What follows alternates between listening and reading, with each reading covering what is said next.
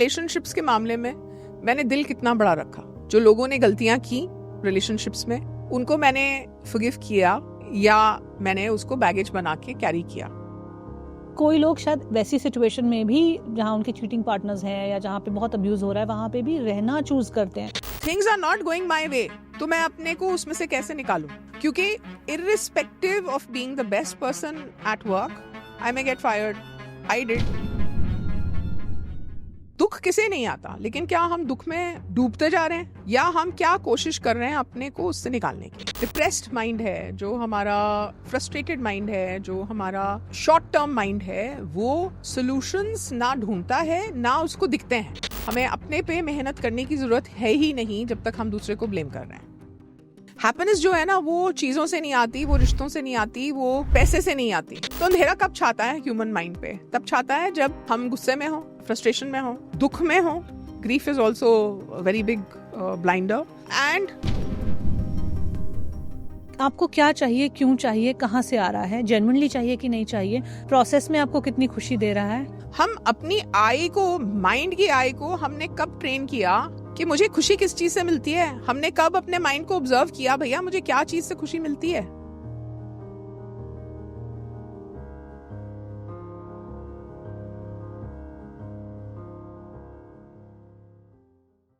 Namaste. Welcome to the Journey Within podcast with me, Shobha Rana. I'm an emotional intelligence and mindset coach and the host and the creator of this podcast. The Journey Within podcast का M है कि आपको आपकी best life, आपकी dream life को create करने में, design करने में मदद कर सके। और ये हम करते हैं by taking the journey within, अपने अंतर्मन की तरफ लौट आने से, खुद को डीपली विदिन से जानने से, अपने इनर वर्ल्ड को जानने से, ताकि हमें समझ आए कि हम आज जो सोचते हैं लाइफ में जहाँ पर हैं वो क्यों है, उसकी गहरी समझ पैदा कर पाएँ। जब हमें हमारे आज की स्टेट ऑफ बीइंग की गहरी समझ होती है तो जहाँ जाना है वहाँ तक जाने का एक रोड मैप बनने लगता है, कुछ रास्ता दिखाई देने लगता है। So that's the whole aim of this podcast. The idea is to create a massive transformation in your life by giving you real authentic takeaways, insights and solution. आज के इस एपिसोड में हमने डिस्कस किया है कि आप अपने फुल पोटेंशियल को कैसे एक्सरसाइज कर सकते हो, आप अपनी प्रेजेंट सिचुएशन को कैसे ट्रांसफॉर्म कर सकते हो, आप अपनी बेस्ट लाइफ को डिज़ाइन करने के लिए क्या क्या टूल्स यूज़ कर सकते हो, आइडिया ऑफ सक्सेस होता क्या है, जेनजी की लाइफ में या यूथ की लाइफ में आज की डेट में इतना डिससेटिस्फैक्शन क्यों है, what is the idea of patience. हमने बहुत डीपली डिकोड किया है और क्लियर कट मॉडल दिया है आपको कि आप अपनी सिचुएशन में अपने ब्रेकडाउन से कैसे निकले, ब्रेकडाउन से ब्रेक थ्रू की ओर कैसे जाएं. आज ये कॉन्वर्जेशन हमने की है गीतांजलि पंडित जी के साथ, जो कि एक बेस्ट सेलिंग ऑथर हैं. Buddha in love and Buddha at work इनकी 2 किताबें हैं. ये साथ ही साथ CHRO रही हैं इंडिया टुडे ग्रुप पर, और भी बहुत सारे इनके प्रोफेशनल एक्कलेड्स हैं. ये अपने प्रोफेशनल पर्सनल एक्सपीरियंसेस को लेकर आज हमें हमारी बेस्ट लाइफ डिज़ाइन करने में मदद करेंगी. इससे पहले कि हम आज के गेस्ट से मिले, रिक्वेस्ट टू यू कि अगर आपको the journey within podcast पसंद आता है तो हमारे बाकी एपिसोड्स भी चेकआउट कीजिए. We have over 170 episodes on this channel. साथ ही साथ चैनल को सपोर्ट कीजिए, सब्सक्राइब कीजिए, बेल आइकन प्रेस कीजिए, लाइक, कमेंट एंड शेयर कीजिए ताकि यूट्यूब एल्गोरिदम हमें बाकी लोगों तक भी ले जा पाए. And on this note, now let's meet our today's guest Gitanjali Pandit.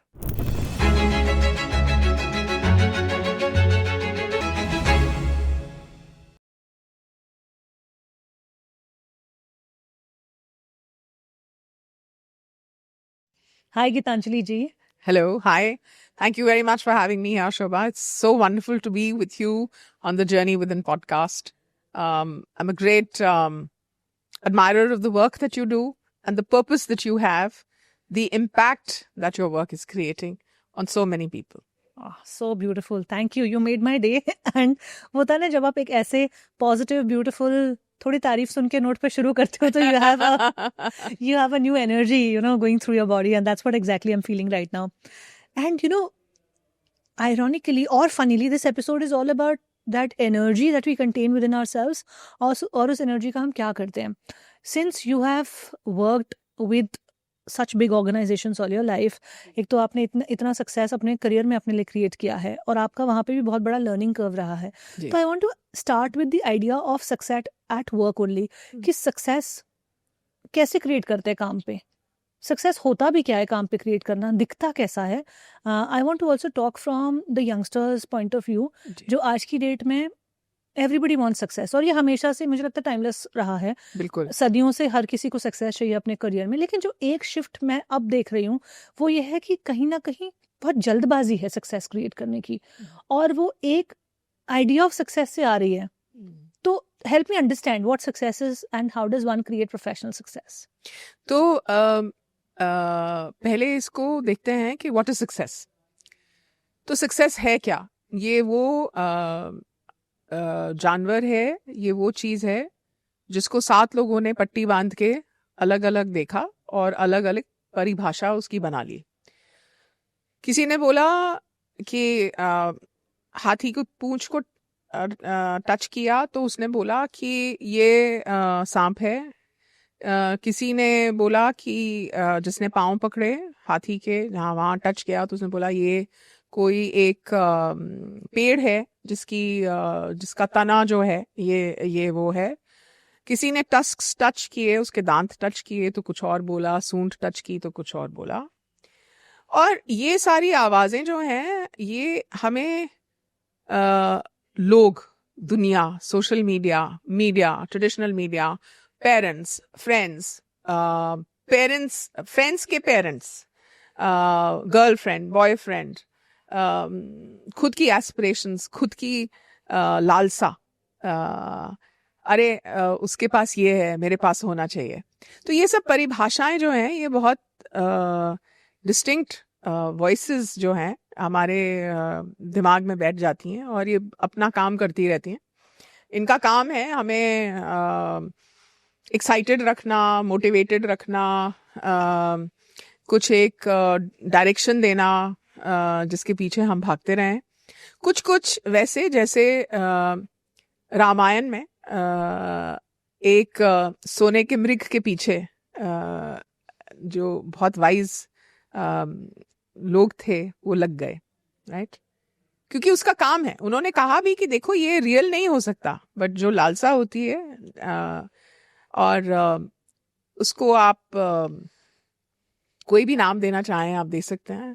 there can be some hard words like greed and foolishness associated with this lalsa, है ना?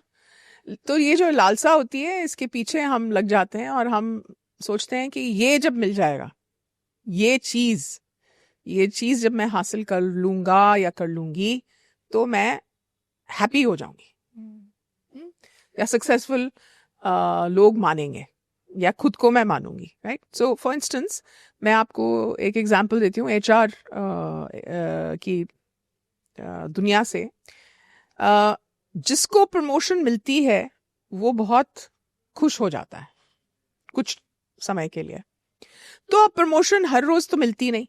आप 365 डेज के साल में देखें तो प्रमोशन का जो इवेंट है वो साल में एक बार आएगा और वो भी हर साल नहीं आएगा, रेगुलरली नहीं आएगा, हर साल नहीं आएगा. तो कई 365 डेज के साइकिल 1 या 2 चले जाएंगे between the last promotion and the next promotion. तो अगर हमने सोचा कि मैं तभी खुश रहूंगी या खुश रहूंगा जब मुझे प्रमोशन मिलेगी, अगर मैंने ऐसी कंडीशनिंग डाली अपने माइंड में, तो क्या मैं वो 366 days plus 365 days plus 365 days जब प्रमोशन नहीं मिली तो क्या मैं उतने दिन दुखी रहूंगी? या वो 3 साल 2 साल 2 साल 3 साल जो निकल गए between one promotion cycle and the next. क्योंकि ऑर्गेनाइजेशंस तो ऐसे ही काम करती है ना.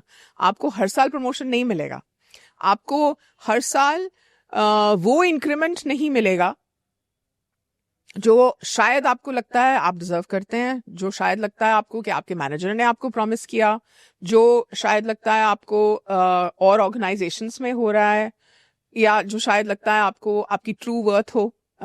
तो अगर आप 16% से सेटिस्फाइड नहीं है, आपको 21% चाहिए था या 35% चाहिए था या 33% चाहिए था, तो आप कितने दुखी हो जाएंगे. तो आप डेफिनेटली जब आप उस दुख में हैं तो आप सक्सेसफुल अपने आप को महसूस नहीं कर सकते. तो एक तो परिभाषा जो है सक्सेस की वो क्या है, उस पर बहुत निर्भर करता है कि हम कितने सक्सेसफुल हैं और कितनी जल्दी हम सक्सेस अचीव करते हैं. क्योंकि हम अचीव क्या कर रहे हैं वो हमें डिटर्मिन करना है अपने लिए.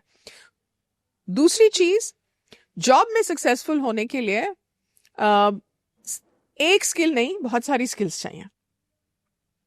इंटरपर्सनल स्किल्स, लोगों से बात करना, कोलैबोरेट करना, कम्युनिकेट करना, उनके साथ काम करना. और ये बहुत मुश्किल हो जाता है क्योंकि जो ईगो मेरे में है वो ईगो और लोगों में है. और कई बार शायद मेरे से बड़ी है, कई बार मेरी बड़ी हो जाए तो और मुश्किल हो जाती है. तो it is a mix of many elements that create success. और it is a mix of many elements जो हमें अनहैप्पी रखता है काम में और लाइफ में. राइट.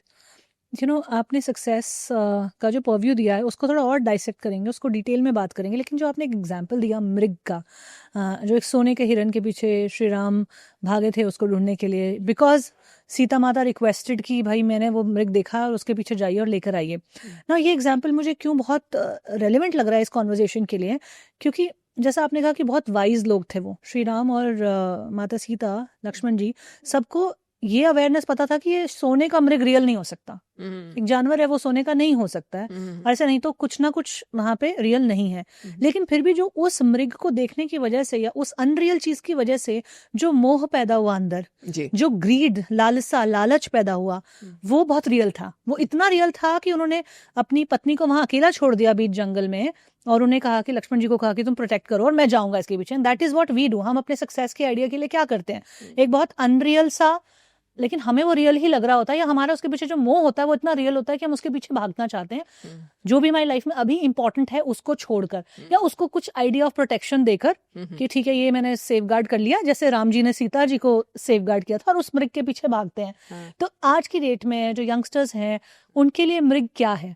आपको क्या लगता है, क्योंकि आप एचआर प्रोफेशनल रहे हो, सीएचआरओ की पोजीशन से इतने बड़े बड़े ग्रुप से रिटायर किए हो, तो how do you see this with the I youngsters? haven't retired, but ठीक है, कोई बात नहीं. I get your point. So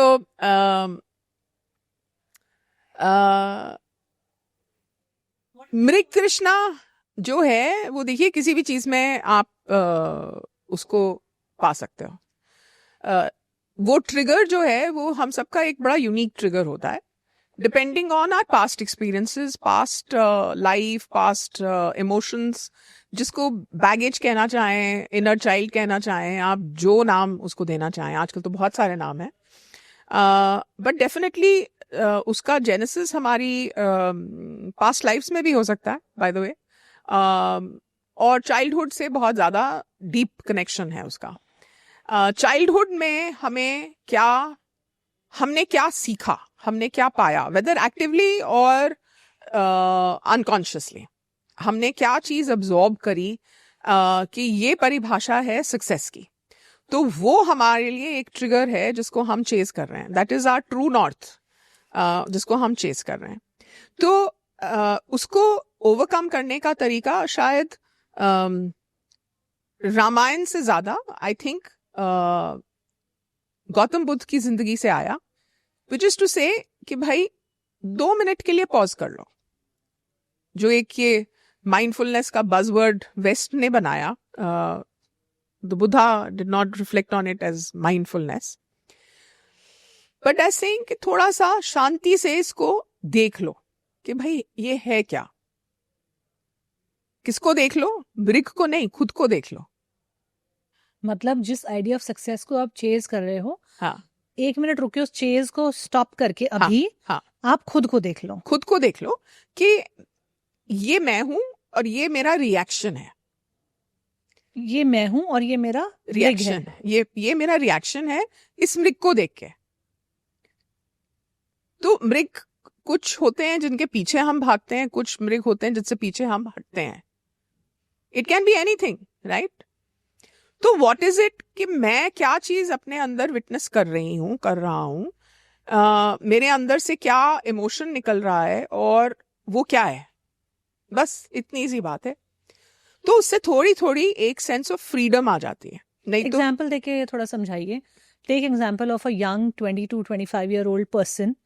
उनकी नज़र से मुझे बताइए कि आपको क्या लगता है common. Of course we can't be very specific about example, हर किसी की जिंदगी में वो एग्जाम्पल उनकी तौर पे शो करेगा, but take a common emotion का example, take a common idea of success. जो मृग की, हम जो सोने के हिरन की बात करें, वो सोने का हिरन किसी के लिए कॉमनली क्या होता है? हाँ, तो Explain लेट्स से to कि एक 23-year-old मिडिल क्लास और someone just below middle class, एक सिक्योरिटी हम अटैच कर देते हैं घर से, तो एक चेज बन जाता है कि हमारा खुद का घर होना चाहिए। और अगर आप आजकल देखें तो सोशल मीडिया और एडवर्टाइजिंग ने इस चीज़ को बहुत उठाया हुआ है। पापा ने ये कहा कि घर बार बार नहीं बनता, राइट? ये किसी की टैगलाइन है, आई थिंक कुछ सीमेंट कंपनी और समथिंग लाइक दैट। तो वो मृग जो है वो हमारे सामने दौड़ रहा है, ठीक है, और वो मेरे लिए मृग है क्योंकि मेरे को बचपन में पापा ने बोला था कि घर, और अगर हमारा खुद का घर होता तो हमारी लाइफ में ज्यादा डिग्निटी होती या हमारी लाइफ में ज्यादा सिक्योरिटी होती। तो हमने उस घर को एक इमोशन के साथ, एक स्टेट ऑफ सिक्योरिटी के साथ, एक स्टेट ऑफ सेफ्टी के साथ एसोसिएट कर लिया, एक स्टेट ऑफ हैप्पीनेस के साथ भी। हाँ, वो हैप्पीनेस तो बाय प्रोडक्ट हो गया from that safety and security, but that feeling is कि अगर मेरे पास घर होगा तो सब कुछ ठीक होगा। तो जिनके पास घर होते हैं उनका क्या सब कुछ ठीक होता है? जिनके पास मल्टीपल घर होते हैं, बहुत लोग ऐसे हैं जिनके पास बहुत सारी प्रॉपर्टी है, तो क्या उनका सब कुछ ठीक है? That is the question, right? तो वो जो 22 साल का व्यक्ति है, 22 साल की लड़की है, लड़का है, जो भी है, उसको वो एक मृग उसकी लाइफ में दौड़ रहा है। तो जब तक वो उस मृग को पकड़ नहीं लेगा तब तक उसको लगता है कि मैं ना सेफ हूं, ना सिक्योर हूं, ना हैप्पी हूं, ना सक्सेसफुल हूं, क्योंकि सब जो चीज है एलिमेंट, तो वो जुड़ जाता है एक नौकरी के फैसेट में, या और फिर वहां से ईएमआई शुरू हो जाती है। और ईएमआई जो है वो एक बहुत बड़ा बंधन है लाइफ का। तो मैं ये नहीं कह रही हूँ कि घर मत बनाइए, वो 22-year-old 23-year-old को मैं ये नहीं कह रही हूँ कि घर मत बनाओ, ईएमआई मत दो। डेफिनेटली अगर वो आपका इन्वेस्टमेंट प्लान आप उसको बनाते हो, लेकिन आप उसके स्लेव मत हो जाओ। आप सब कुछ जो कर रहे हो, कोई आपको बोल्ड स्टेप लेना है, आपको कोई बाहर अपॉर्चुनिटी मिलती है, आप पढ़ने जाना चाहते हो और आपकी ईएमआई बंद हो जाएगी उस टाइम पे जब आप पढ़ने जाना चाहोगे, या आप को लगता है कि मेरा दम घुट रहा है इस एनवायरनमेंट में, इस जॉब में, इस ऑर्गेनाइजेशन में, या जो भी आप एक्सपीरियंस कर रहे हो, तो फिर आप हर चीज को सप्रेस करते चलोगे, हर एम्बिशन को दबाते चले जाओगे, अपनी हर और खुशी को जो आज है वो उस ईएमआई को पे करने के लिए आप सप्रेस करते चलोगे। तो ये आपको मोल तोल करना है कि what weighs heavier for me, right? Is it that EMI? So ये जो self awareness है, this is very important, this is critical to know कि हाँ वो ट्रिगर कहीं है भाई, वो मेरे बचपन में है, मेरे डैड ने बोला था, मेरे दादा ने बोला था, हमारे घर में ये डिस्कशन होता था, तो मैं जब छोटा था तो मैंने ये डिस्कशन सुना। या फिर मेरे घर में नहीं होता था तो मैं जिस स्कूल में जाता था वहाँ मेरे जो 4 दोस्त थे उनके अपने घर थे। हाँ, बिल्कुल। तो वो एक सर्टेन सेंस ऑफ सिक्योरिटी से आते थे जी। या उनका एक अलग तरीका था लाइफ को देखने का। मुझे उनका देख के फील होता था कि लालसा होती थी या जेलसी होती थी, कुछ भी होता था। तो बेसिकली मल्टीपल फैक्टर्स हैं जो आपके चाइल्डहुड में आपको आपका सपना दे रहे हैं जी। वो सपना आपके करियर का हो सकता है और वो सपना आपकी सक्सेस का हो सकता है, बिल्कुल, है ना, जो आपका सोने का मृग या सोने का हिरन हो सकता है, बिल्कुल, और जिसके पीछे हम भाग रहे हैं। तो अगर उसकी विजडम राम जी भी ला नहीं पाए थे इन दैट मोमेंट, वो भी कैरिड अवे हो गए थे।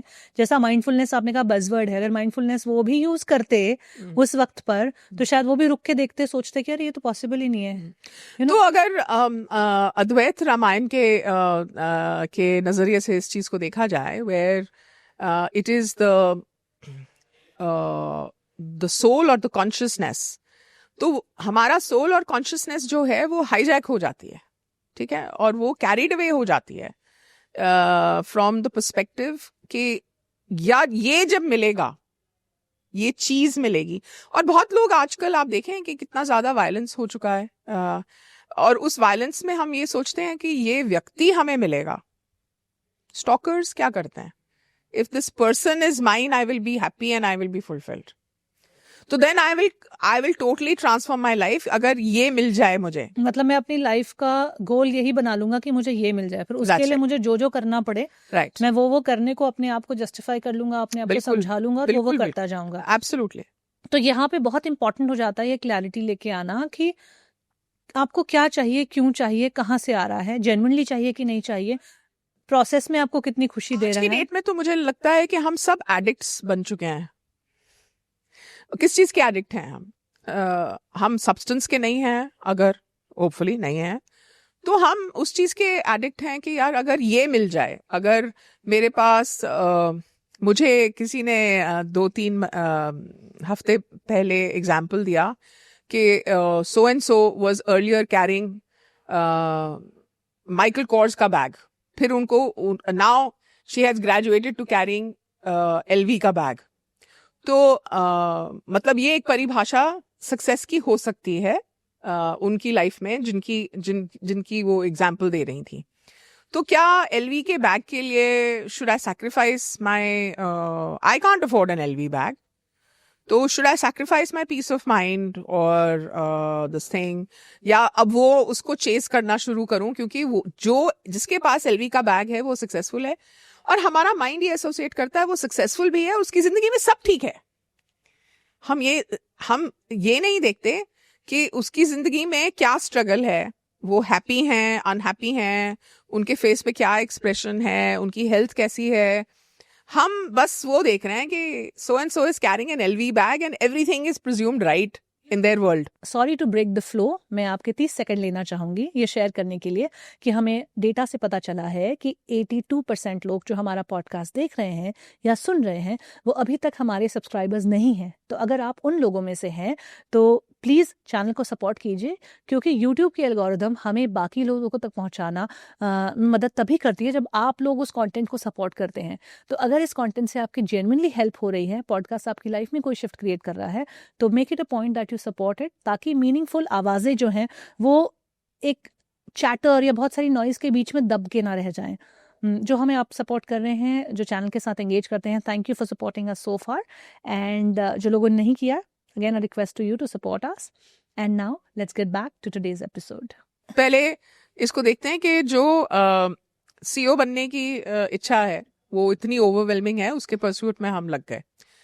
तो जो गोल है, तो किसने कहा कि आप गोल को रीच मत करें, बट साइमल्टेनियसली किसी ने ये भी नहीं कहा आपको कि जो है उसको मत एंजॉय करो. ये किसने बोल दिया आपको? ये तो किसी ने नहीं कहा कि हाँ गोल हो और आप गोल के परस्यूट में भी लगे हैं. तो पहली बात तो आपको अपने उस गोल को हासिल करने के लिए खुद को सक्षम बनाना है. ठीक है, आपने कुछ उदाहरण दिए कि मेरे को ये चाहिए, मुझे वो चाहिए, मुझे एक भरपूर जीवन, एक फुलफिल्ड लाइफ चाहिए इन एवरी एस्पेक्ट. बहुत बढ़िया. तो उसके लिए हम कर क्या रहे हैं? हम उसके लिए उतना एफर्ट डाल रहे हैं. अगर मुझे अच्छी रिलेशनशिप्स चाहिए तो am I working so hard on myself कि मैं I am able to relate well to people in my life. क्या मैंने सिर्फ सोच के रख लिया कि भैया मैं I am here, I am on this earth, I am walking this planet, तो automatically all relationships should be good. उसको बेटर करने के लिए मैंने क्या किया? सेकेंड इज कि रिलेशनशिप्स के मामले में मैंने दिल कितना बड़ा रखा. जो लोगों ने गलतियां की रिलेशनशिप्स में, उनको मैंने फॉरगिव किया या मैंने उसको बैगेज बना के कैरी किया from one relationship to another. मेरे को गुड हेल्थ चाहिए, तो मैंने अपनी हेल्थ के लिए अवेयरनेस कितनी डाली. मैंने अपने स्टैमिना को बिल्ड करने के लिए, एंड्योरेंस को बिल्ड करने के लिए, फ्लेक्सिबिलिटी को बिल्ड करने के लिए, अपने आइडियल वेट को अचीव करने के लिए मैंने कितनी मेहनत की. नहीं की तो फिर what is my lien on good health? मैं किस हक से गुड हेल्थ मांग सकता हूं या मांग सकती हूँ? मुझे बहुत सारा सक्सेस चाहिए अपनी जॉब में, तो मैंने अपने आप को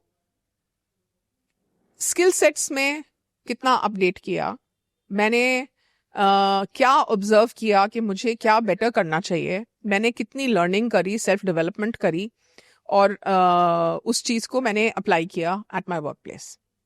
मैंने कोई अपॉर्चुनिटी छोड़ तो नहीं दी. not to move jobs, but to become the best where I am. And then of course, मैंने ठीक opportunity evaluate करी या नहीं करी. For example, at the peak of my career, I had many opportunities to shift jobs. वो शायद मैंने उनको optimize नहीं किया उस time पे. So, things went a little south when there was a hard stop to my corporate career as a CHRO. ठीक है? तो इसमें किसकी गलती थी? मैं किसको ब्लेम करूं? हाँ, हमने क्या किया उस लाइफ को अचीव करने के लिए जो हमें चाहिए? पहली बात तो ये, हमने कितनी मेहनत करी. दूसरी बात ये, हमने अपने माइंड को कब ट्रेन करा हर चीज को एंजॉय करने के लिए? कब ट्रेन करा हमने? कब वो 15-20 मिनट अपने साथ हर रोज स्पेंड करे? हमने कब वो टाइम अपनी लाइफ से खुद को दिया, खुद को जानने के लिए, खुद को बेटर बनाने के लिए, खुद की चीजें सोचने के लिए? हम दुनिया की कही हुई चीजें तो बार बार सोचते हैं, पर हमने कब वो काम किया कि हम खुद की बातें सोच सकें, खुद की परिभाषा पे आ सकें और ये जान सकें what gives me pleasure, what gives me happiness. Because pleasure तो थोड़ा शॉर्ट लिव्ड हो जाता है, हैप्पीनेस थोड़ी सी इंड्योरिंग हो जाती है. और मैंने कब ये अपने से जाना और कब मैंने इस चीज पे काम किया कि हाँ, जब things are not going my way तो मैं अपने को उसमें से कैसे निकालूं? क्योंकि irrespective of being the best person at work, I may get fired. I did. Right? Irrespective of being very updated and upskilled, I may still not get the kind of salary that I want or that my batchmates are getting, or my colleagues are getting. और या वो दूसरी company का CHRO को तो इतने मिल रहे हैं भैया, मुझे कम मिल रहे हैं. तो मेरी अनहैप्पीनेस तो वहीं से शुरू हो जाती है. तो कब मैंने इन सब चीजों को तराशा और देखा कि what is it that is going to give me happiness, what is it that is going to give me pleasure, और कब मैंने अपनी प्रायोरिटीज कब क्लियर की मैंने अपने साथ बैठ के. हाँ, उस CHRO को मेरे से ज्यादा पैसे मिल रहे हैं, लेकिन XYZ has to travel let's say 25 days in a month. I am mothering 2 daughters. I cannot travel 25 days in a month. Or my health does not allow me. मैंने कब अपने को देखा? मैं तो उसकी वो ट्रैवल, बिजनेस क्लास ट्रैवल और कॉस्ट टू कंपनी को देखती रह गई. मैंने कब ये चीजें कंपेयर की कि हाँ यार, ये मेरे को सूट नहीं करता, इस स्टेज पे तो नहीं करता. हाँ, बेटियां मेरी थोड़ी बड़ी हो जाएं तो then I can try for something like that. और do I have the kind of setup at home, support system मेरा क्या है कि that I can do what XYZ is doing. तो basically what I am hearing in your answer is कि जो भी आप गोल बना रहे हो, सबसे पहले तो हमने वो डिस्कस किया पहले सवाल में ही कि वो गोल आ कहाँ से रहा है, उसकी क्लैरिटी लाना. Absolutely. अब जो मुझे आपके जवाब में सुनाई दे रहा है वो ये है कि जो आपने गोल बना लिया है, जिसके पीछे आप जा रहे हो, उस गोल के लिए आप आज कितने रेडी हो वो देखना. Because a lot of people who are watching this, who are youngsters are even in their mid 30s and 40s, उनको लगता है I am not good enough. A lot of youngsters feel that I am not good enough. What can they take away from your story, from your journey, from the books that you have written, Buddha in Love and Buddha at Work, जिसके लिए आपने बहुत research की, बहुत लोगों से बात की और लिखी, और आज बेस्ट सेलिंग किताबें भी हैं. क्या ले सकते हैं वो आज यहाँ से? So I think the first thing is कि मेरी जो जिंदगी है उसकी लेखक मैं खुद हूँ. नॉट क्योंकि मैं लेखक हूं, लेकिन हम सब जो हैं अपनी जिंदगी खुद रच रहे हैं और खुद उसको लिख रहे हैं. ठीक है? तो जो मेरे सर्कमस्टांसेस हैं, जो मेरे रिलेशनशिप्स रहे हैं, जो मेरी बिटरनेस है, जो मेरी फ्रस्ट्रेशन है, जो आज तक चीजें काम नहीं करी, जो आज मैं मेस में, कितने भी मेस में हूं, उससे बाहर निकलना हमारे हाथ में है. क्योंकि ये मैंने अपनी लाइफ में एक्सपीरियंस किया है. तो therefore I speak with that level of authenticity. I will not say expertise, but that level of authenticity. I know it is possible. I know it is doable. Right? The first thing is, I am not a victim. I am capable of creating a completely transformed life in every aspect of life. At the age of 33, I was broke. I was struggling legally in a divorce situation. I'd already lost my mother to cancer. My father was aging. My brother was not, not behaving well with either of us. Things were very, very difficult. I was without friends. I was without resources. I was without money. I was without employment. I was without many support systems. So, if from there I've emerged to a state of abundance, to happiness, to a great marriage, to loving relationships, to rich experiences, to success in my professional fields, whether be it HR or be it writing or be it speaking, whatever it is. तो उसके पीछे एक ही चीज रही, which is that I took the responsibility for what was happening in my life, right? The second element is we cannot blame anyone. अगर हमने blame शुरू कर दिया तो हम we will not be able to reach the solution. हमें क्या करना है इस mess से निकलने के लिए हम उस तक arrive नहीं कर पाएंगे क्योंकि हमारा brain हमें allow नहीं करेगा solution ढूंढने के लिए, क्योंकि हमारे पास easy solution है किसी को भी blame करने का. Actually, blaming keeps you in the victimhood. And it keeps the solution away from us, right? The third thing that I have learned is gratitude, right? Because without gratitude, I am unhappy, I am frustrated, I am not enjoying this journey. अगर मैंने देखिए अगर जो एक stylist की आई होती है वो ट्रेंड आई होती है to spot what is working and what is not working, तो उसके लिए ट्रेनिंग चाहिए होती है. तो gratitude is our training for a happier life. देखिए हर कोई 24/7 हैप्पी रहे into 365, that is not possible, लेकिन हम ग्रेटफुल रह सकते हैं 24/7 365 days. हाँ, that is such a brilliant thing to have come out in this conversation. Yeah. Say that again, please, in one sentence. Right. We cannot be happy 24/7 into 365 forever. Right? क्योंकि happiness का जो graph है वो ऊपर नीचे जाता रहता है. But we can choose to be grateful 24/7 into 365 and keep it at a good plane. We don't have to create ups and downs, but even when those little ups and downs come, we can straighten it out because gratitude is a choice that we can make. Wonderfully said. So, आपने 3 takeaways बताए. Just summarize those for me. Right. The first is your life is your own. Be accountable for it to yourself, not to anyone else. The second is, भैया वो crap छोड़ दो किसी को भी blame करने का. मम्मा को, पापा को, सर्कमस्टांसेस को, लाइफ को, पार्टनर को, बच्चे को, बॉस को. सबसे बड़ी बात, बॉस को, वो पॉलिटिक्स एट वर्क को, उसको बंद कर दो. वो बकवास जो है उसको बंद कर दो, क्योंकि वो आपको जिंदगी में बढ़ने नहीं देगा.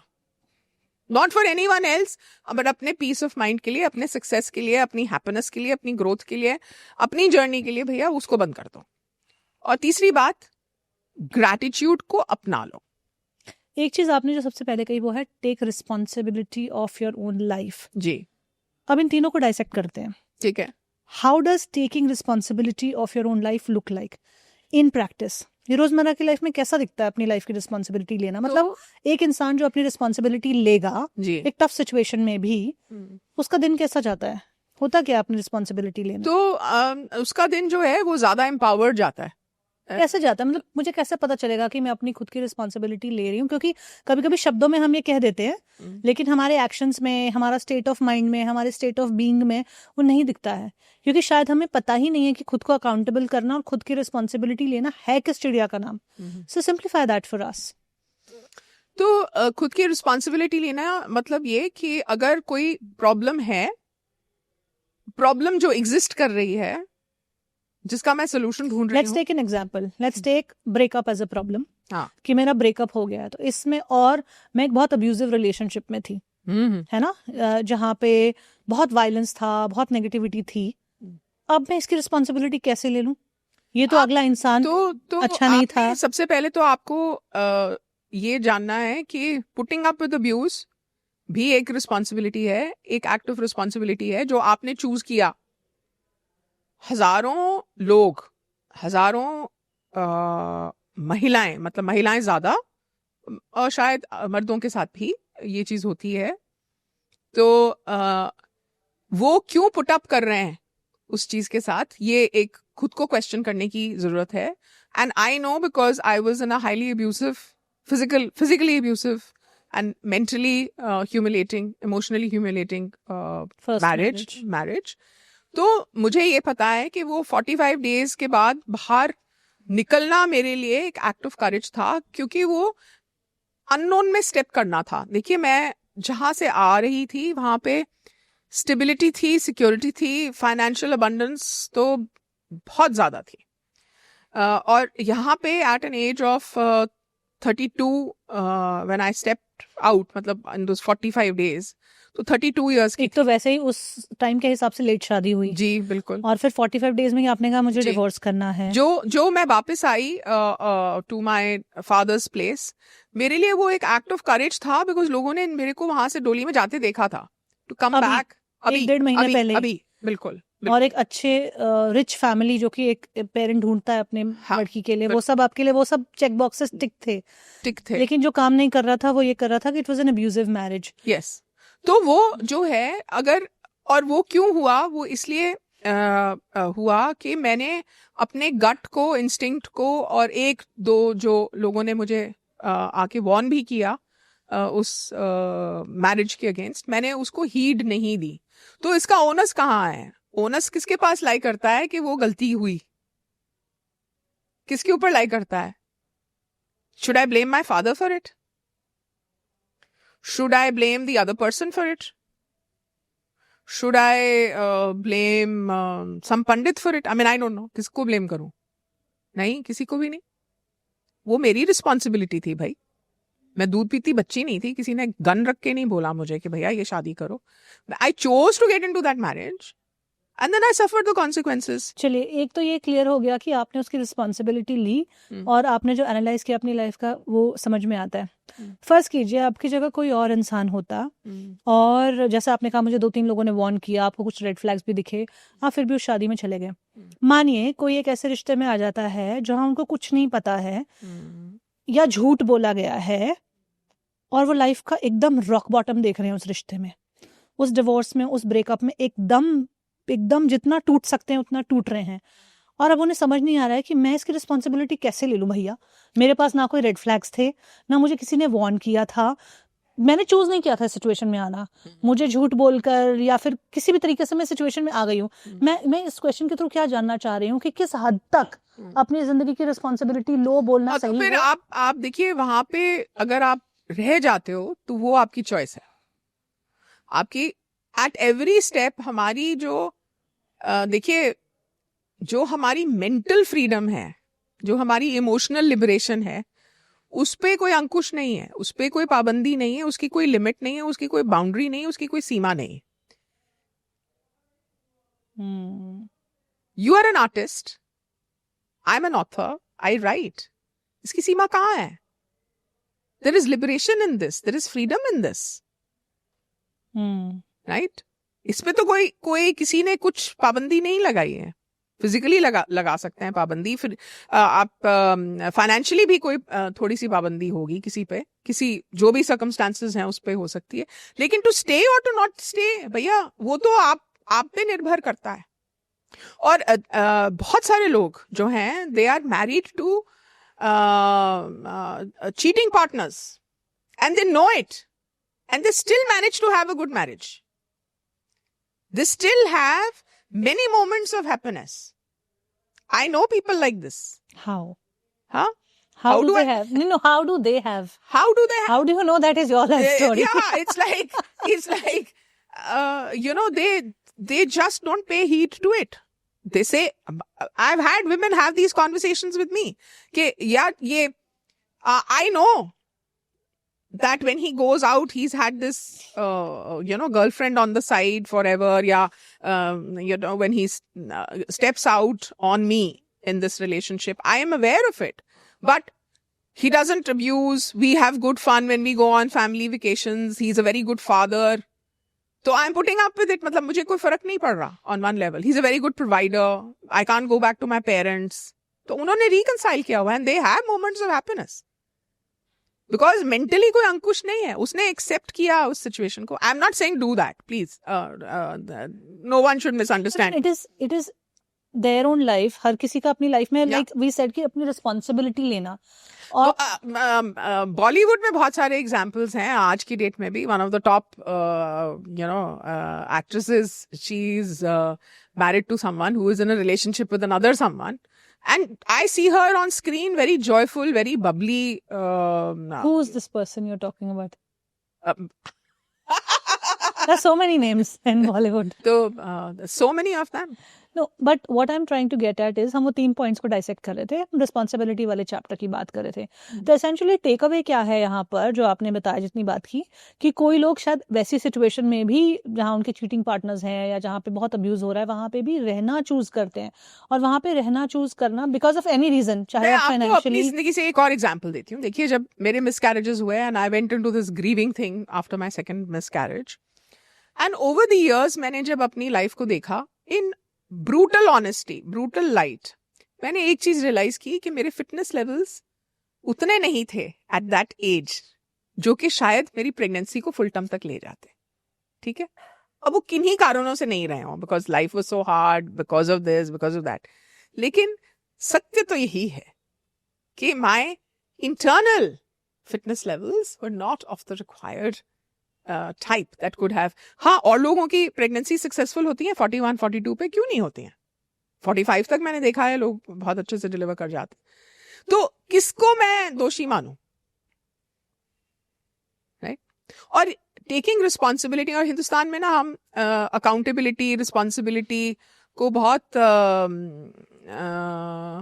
एक बोझ मान के चलते हैं. जैसे ना ये हिंदी मूवीज का बहुत बड़ा एक नेगेटिव गिफ्ट है हमारी कल्चर को, बिकॉज ये कल्चरल कॉन्शियसनेस में एग्जिस्ट करता है. अरे तुम्हारे फादर की डेथ हो गई, अब तुम्हारी मदर तुम्हारी रिस्पॉन्सिबिलिटी है, या तुम्हारी सिस्टर अब तुम्हारी responsibility. What does it really mean? कि अब तुम्हारा बोझ है भाई, इनको उठा लो. Responsibility is not that. Responsibility का अगर आप संधि विच्छेद करें तो क्या उसका मतलब है? The ability to respond, response ability. तो रिस्पॉन्ड करने की एबिलिटी जो है वो आप पे निर्भर करती है कि आप किसी सिचुएशन को कैसे रिस्पॉन्ड कर रहे हैं. यू नो, तो am I able to emerge, am I able to see. दुख किसे नहीं आता, लेकिन क्या हम दुख में डूबते जा रहे हैं, या हम क्या कोशिश कर रहे हैं अपने को उससे निकालने की. लेकिन जो हमारा डिप्रेस्ड माइंड है, जो हमारा फ्रस्ट्रेटेड माइंड है, जो हमारा शॉर्ट टर्म माइंड है, वो सॉल्यूशंस ना ढूंढता है ना उसको दिखते हैं. देखिए, अगर बहुत जल्दी जल्दी में, it's like looking for this mug if the lights in the studio were off. It is like that. मुझे पानी चाहिए तो I am not able to find this mug off, हालांकि है सामने ही, लेकिन अंधेरा छाया हुआ. हाँ, ठीक है. तो अंधेरा कब छाता है ह्यूमन माइंड पे? तब छाता है जब हम गुस्से में हो, फ्रस्ट्रेशन में हो, दुख में हो. Grief is also a very big blinder. And when we are constantly blaming someone, तो लाइट ऑफ हो जाती है, हमारे दिमाग की बत्ती गुल हो जाती है. ठीक है. कहावत है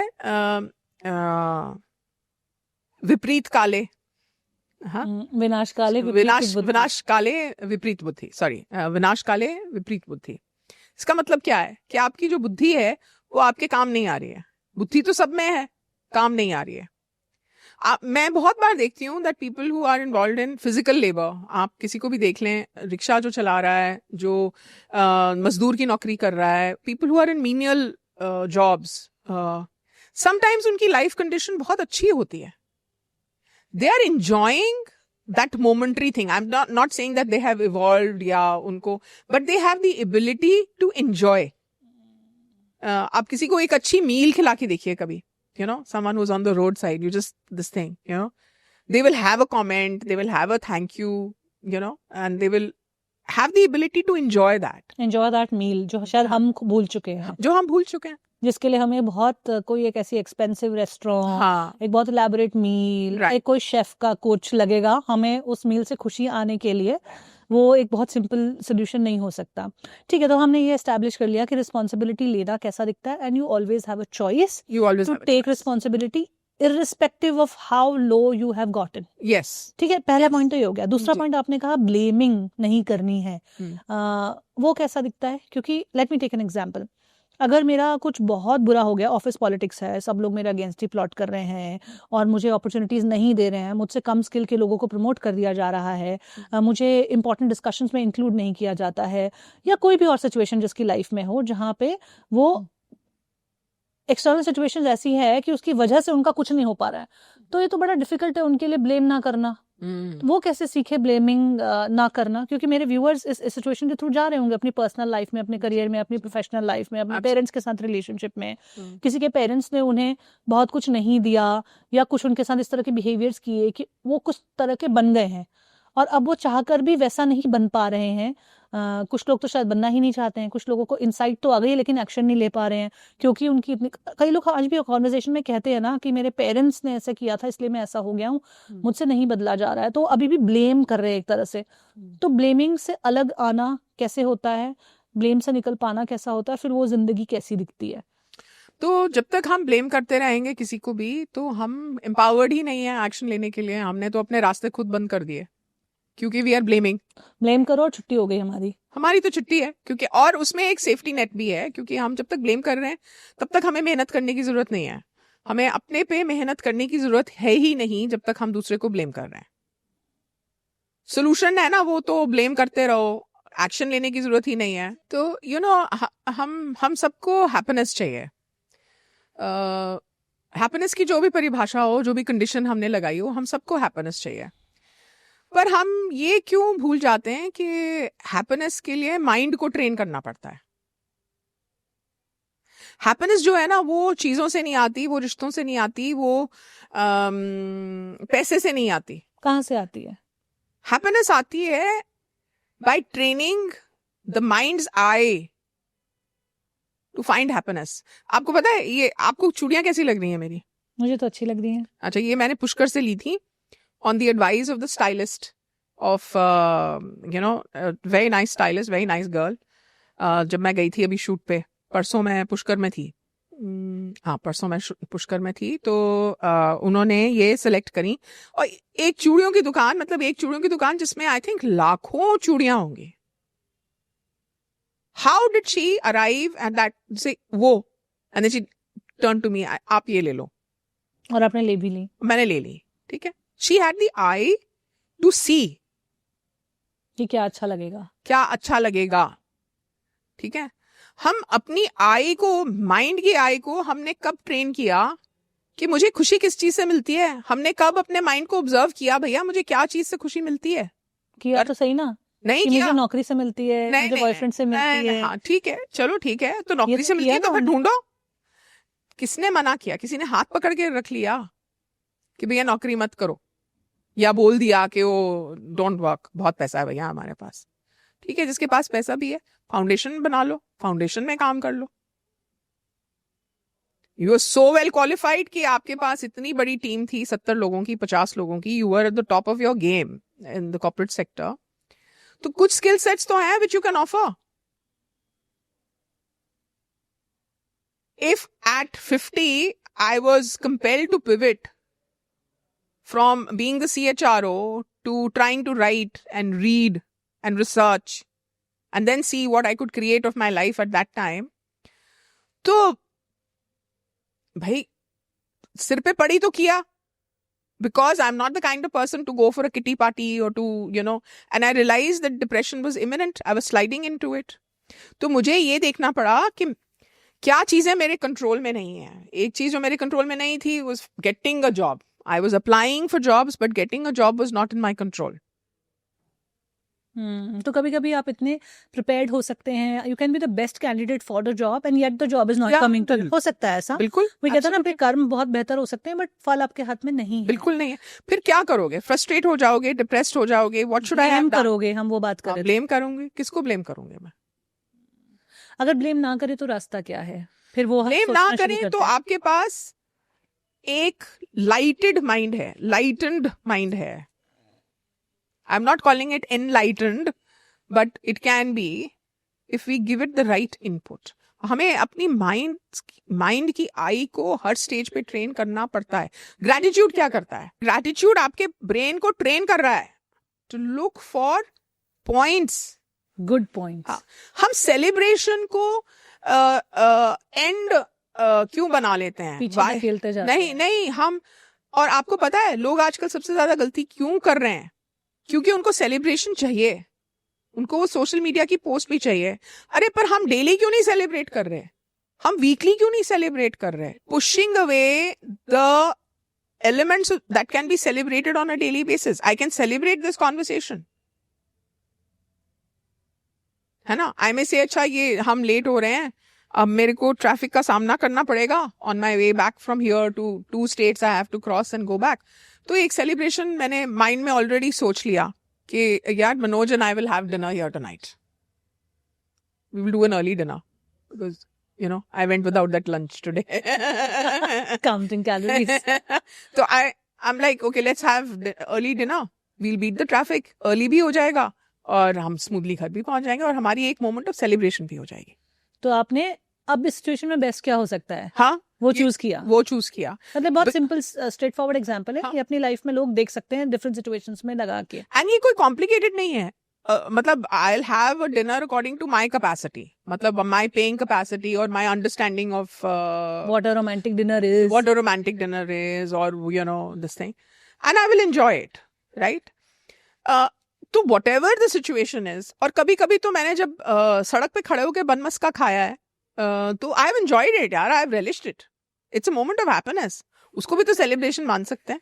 तो basically point number 2 which was about blaming, जो आपने कहा कि हम ब्लेमिंग हमने डिस्कस किया क्यों करते हैं, कभी सर्कमस्टांसेस ऐसे हो जाते हैं, फिर ब्लेम क्यों नहीं करना चाहिए, ब्लेम अगर ना करे तो सेकंड ऑप्शन क्या है, वो सब हमने इस पॉइंट में डिस्कस किया है। तो आपने जो एक की टेकअवे दिया है वो ये दिया कि हमें ब्लेम अगर हम नहीं करते हैं या हमें नहीं करना चाहिए, उसके लिए we have to train our mind's eye, Yes. अपने दिमाग को ट्रेन करना पड़ेगा। हाँ, कि और वो आपको एक blame दिन नहीं की और करना 2 है। दिन की बात नहीं है, उसको मतलब सालों लगते हैं और डेली बेसिस पे ट्रेनिंग करनी पड़ती और है। ट्रेनिंग का एक तरीका है point number 3 which is gratitude, जो Which is आपने कहा gratitude. कि आप Yes. उस मोमेंट में क्या खुशी ढूंढ सकते हैं, क्या खुशी क्रिएट कर सकते हैं। जो आपने कहा कि हम लोगों ने idea of celebration, idea of happiness को ऐसे छोड़ दिया है कि जैसे कुछ होगा तो ही ये सेलिब्रेट होगा, बट कुछ होने का वेट करेंगे तो हमेशा हमें वेट ही करना पड़ेगा। राइट, कभी और हमारी कुछ अच्छा फ्रस्ट्रेशन और हमारी फ्रस्ट्रेशन जो है वो राइज करती चली जाएगी।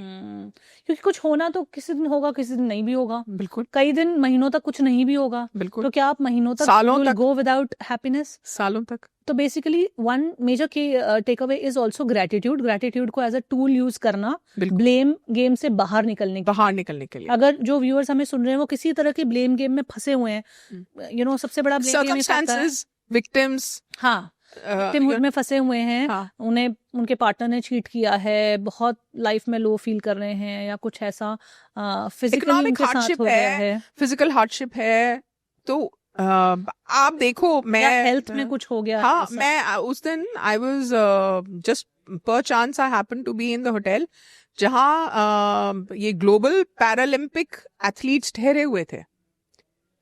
मैं थी और मेरी बड़ी बेटी थी और हम दंग रह गए। We were so inspired and so encouraged to see उन लोगों का जो जोश था, उनकी जो वाइटैलिटी थी, उनके जो फिटनेस लेवल्स थे यार, मतलब खुद पे शर्म आ रही थी मुझे कि यार you know they were fit and they were so spirited and so joyful. Teams आ रही थी, जा रही थी, यू नो, एक डिसेबिलिटी के बाद भी, एक फिजिकल Physical डिसेबिलिटी, एक लिमिटेशन के बाद भी वो लोगों ने उस सिचुएशन में अपने आप को बेस्ट क्रिएट करना शुरू किया। यू नो, हम ये बात कर रहे हैं कई लोग होते हैं जिनको पता चल जाता है कि मुझे कोई टर्मिनल इलनेस है, जी। अब मेरे पास बहुत वक्त नहीं है, और ऐसी हम कितनी ही कहानियां पढ़ते हैं जहाँ पे उस बंदे ने डिसाइड किया कि अब मैं सिर्फ अपनी बेस्ट लाइफ ही जीऊंगा, आज के बाद मैं वही करूंगा जिससे मुझे खुशी मिलती है। और लोगों ने उन 6 महीनों में, उस 1 साल में, उस 5 साल में कितने मैसिव हैप्पीनेस को क्रिएट किया। तो क्या हमें जब तक एक बहुत ऐसी दुखद खबर नहीं मिलेगी या कुछ ऐसा नहीं हो जाएगा, उसके बाद हम ये पर्सपेक्टिव शिफ्ट करेंगे कि मैं क्रिएट कर सकता हूँ, या फिर एक ऐसी कॉन्वर्जेशन एक पॉडकास्ट पर सुनकर अपनी लाइफ को देखकर ये पर्सपेक्टिव क्रिएट करेंगे कि यार it can change for me, I can change, I can take the responsibility. Of course. अगर वो एक आ जाए किसी में, तो आई वुड फील कि हमारा जो कॉन्वर्जेशन है, द जर्नी विद इन है, वो सक्सेसफुल हो गया है। Through your story Geetanjali ji, I think we have covered some really significant points. Of late recently मैंने अपने पॉडकास्ट के थ्रू लोगों की पर्सनल लाइव्स और पर्सनल जर्नीज को भी थोड़ा एक्सप्लोर करना शुरू किया है, जो मैं पहले थोड़ा कम किया करती थी। लेकिन मुझे लगता है कि जो पर्सनल लाइफ में जो बहुत यूनिक सिचुएशंस और बहुत ही लिव्ड एक्सपीरियंसेस निकल के आते हैं, जो बहुत रियल हैं, बहुत पेनफुल हैं बट बहुत रियल हैं, तो उनके सोल्यूशंस भी बहुत रियल वाले हमारे सामने आते हैं, और फिर दूसरे लोगों को हिम्मत मिलती है कि यार it's not just me, there is somebody who has gone through it and who has done phenomenally well for themselves. Now lastly, what I ask all my guests is their definition of success. तो हालांकि आपने शुरुआत ही वहीं से की, इस conversation में हमने सक्सेस के आइडिया को बहुत एलैबोरेटली डिफाइन किया, but if you have to crystallise your definition of success, what would that be? My definition of success is threefold. The first is optimum physical, mental, emotional, financial, and spiritual health. The second is enjoyment and relish of what I have. The third is to remain purposeful with goals that are important to me and to continue to work towards them. Not important to have just goals, it's important to work towards them, because when we just have them and we don't work on them, then it's very frustrating. But when we have them and when we are working towards them, we are in a state of flow and happiness and grace. वाह, I am so glad कि आपने जो भी definition बताई वहाँ कहीं भी result से वो नहीं था, मतलब कपल नहीं था वो कि ये रिजल्ट क्रिएट हो जाएगा तो ही वो आइडिया ऑफ सक्सेस होगा. It was more connected to the process of being in the flow, being the best that you can, yes, and striving for that greatness in your individual attempts every single day. So I think वो हम कर पाए अपनी life में, तो it will be such a good thing. And on that note, I want to thank you for joining me for this conversation. It was such a pleasure talking to you. And thank you for having me here, and may you continue to do this work for a long time to come. May you continue to impact lives with the journey within. And may you continue to grow from success to success. Thank you, Gitanjali ji. And now to our viewers, I'm sure आज के इस episode में आपने बहुत कुछ सीखा होगा, और हमारे हर पॉडकास्ट की तरह आप एक पॉडकास्ट को 2 बार सुना कीजिए एक्चुअली, क्योंकि उसमें इतने डीप टेकअवेज होते हैं ना. कभी कभी हमें सिर्फ एक वो बात चाहिए होती है, एक वो पर्सपेक्टिव शिफ्ट चाहिए होता है जहाँ से हम अपनी लाइफ को स्पिन अराउंड कर सकते हैं. एंड इस पॉडकास्ट में ऐसे बहुत सारे हाई पॉइंट्स थे. जैसा कि मैंने आपको कहा, पेपर पेन लेके वो एक्सरसाइजेज लिखिए, वो कीजिए, ताकि आप अपनी लाइफ में वो चेंजेस ब्रिंग अबाउट कर पाएँ. और आपको आज के इस पॉडकास्ट में सबसे अच्छी बात क्या लगी, या अपनी लाइफ में आपने क्या ऐसा किया है जहाँ से कोई कुछ सीख सकता है, क्या रेजोनेट किया, क्या लगा कमी रह गई, कोई अगर सवाल रह गया हो, वो सब कमेंट सेक्शन में ज़रूर लिख के बताइएगा. मैं हर एक कमेंट को ज़रूर पढ़ती हूँ. हो सकता है मैं रिप्लाई ना कर पाऊँ. पहले मैं हर कमेंट का पर्सनली रिप्लाई भी किया करती थी, लेकिन आजकल I had a daughter very recently, तो मैं बहुत बिजी हूँ अपनी पर्सनल लाइफ में भी. लेकिन बिलीव रखिए, ट्रस्ट रखिए कि आपका हर कमेंट सजेशन लिया जाता है और अगले पॉडकास्ट में उसको इंक्लूड करने की कोशिश की जाती है. अगर आपको हमारी कोशिश the journey within podcast की अच्छी लगती है, तो please subscribe to the channel, like, comment and share, ताकि ये कॉन्वर्जेशन यूट्यूब एल्गोरिदम और भी लोगों तक पहुंचा पाए. इस कॉन्वर्जेशन को अपने उस फ्रेंड, फैमिली मेम्बर के साथ ज़रूर शेयर कीजिए जो लाइफ में आज डिफीटेड फील कर रहा है, जिसको लग रहा है कि सब कुछ खत्म जैसा हो रहा है, जो किसी state of emotional anxiety, mental breakdown में, डिप्रेशन में, सैडनेस में एंगेज्ड है, उनको आप बहुत ज़्यादा होप, हिम्मत एक रियल ऑथेंटिक कॉन्वर्जेशन के थ्रू दे पाएंगे। उन लोगों के साथ ज़रूर शेयर कीजिए जहाँ आपको लगता है जिनको थेरेपी की ज़रूरत है, जिनको किसी तरह की अपलिफ्टमेंट की ज़रूरत है, क्योंकि सिर्फ आज का एपिसोड नहीं बल्कि हमारे और भी जो ऑलमोस्ट 170 एपिसोड्स इस चैनल पर हैं, they will guide them to find their solutions. Thank you for watching this episode, and I'll see you in the next one. Namaste.